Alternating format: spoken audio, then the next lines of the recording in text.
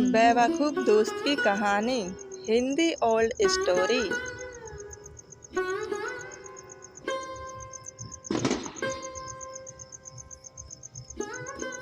रमेश एक आदमी था, अमीर आदमी था। उसके पास सब कुछ था, बस एक परिवार नहीं था। वह अपने घर में अकेला ही रहता था।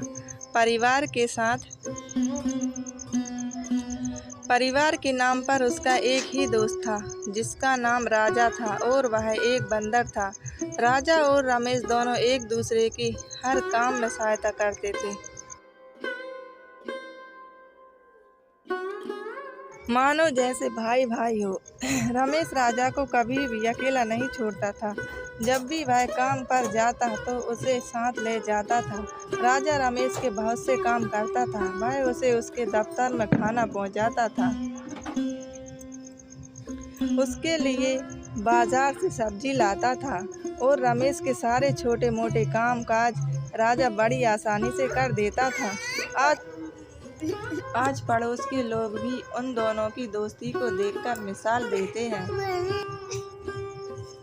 अगर कोई रमेश को भला बुरा कह देता था तो राजा उसे नहीं छोड़ता था, उसको काट जाता था। एक दिन रमेश जो सो रहा था, उसने राजा से कहा कि मैं सो रहा हूँ, तुम यहीं बैठ जाना, और अगर दरवाजे पर कोई आए तो मुझे उठा देना। राजा वहीं पर बैठ गया और रमेश सोता रहा। अचानक रमेश की नाक पर कहीं से एक मक्खी आ गई। वह बार बार रमेश की नाक पर बैठती। राजा उसे बार बार उड़ाता, पर वह मक्खी फिर आ जाती। राजा सोचने लगा, इससे तो अच्छा है कि मैं रमेश की नींद खुल जाएगी और वह परेशान हो जाएगा। वह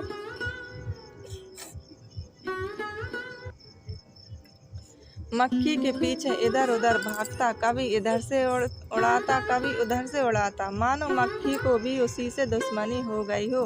वह बार बार रमेश के मुंह से पर आकर बैठती। राजा को बहुत गुस्सा आ रहा था। वह अंदर से एक चाकू ले आया।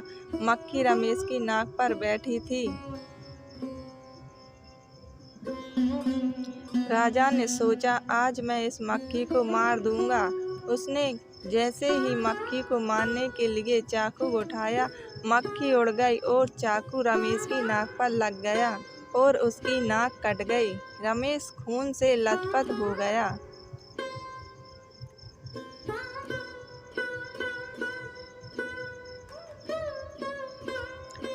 वह जोर जोर से रोने लगा और चिल्लाने लगा और कहने लगा, अरे पागल, यह तूने क्या किया?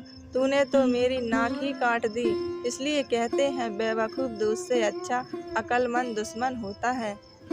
तो कैसी लगी हमारी स्टोरी?